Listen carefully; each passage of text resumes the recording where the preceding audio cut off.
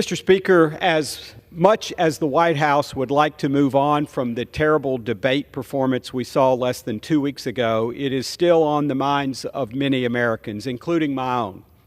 Like many, I'm not only concerned about who is in the Oval Office in 2025, but I'm concerned about the weeks and months between now and Inauguration Day.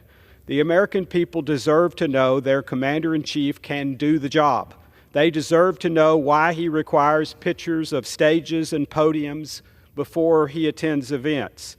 They deserve to have their many, many questions answered.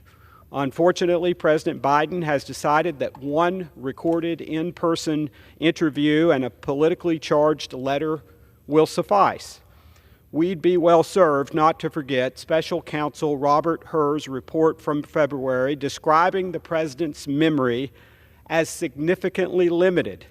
More importantly, we must not forget his conclusion that a potential trial over the president's apparently intentional illegal possession of classified documents would result in a jury essentially feeling bad for a forgetful old man.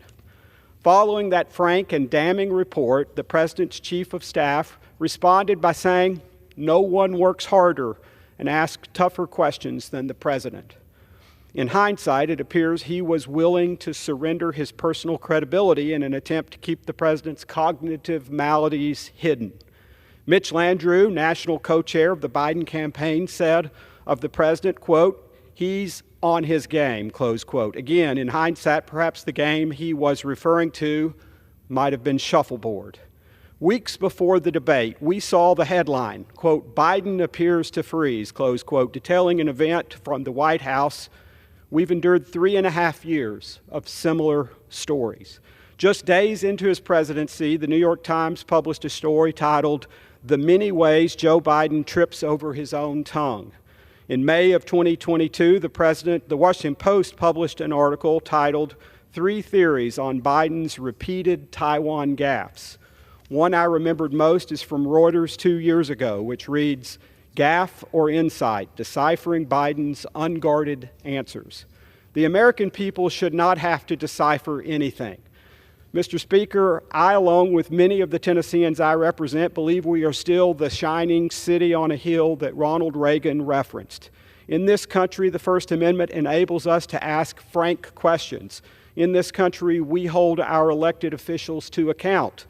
Many of us remember 2 months before the debate when the president literally read the words, quote, "For 4 more years, pause," close quote, at an event. We also recall this year when President Biden mistakenly claimed he was vice president during the pandemic. I, along with many other members of the House of Representatives on our side of the aisle, have expressed our serious concern with what strongly appears to be a debilitating cognitive decline for quite a while now. Yet those concerns were dismissed by the mainstream media as right-wing propaganda for all these years.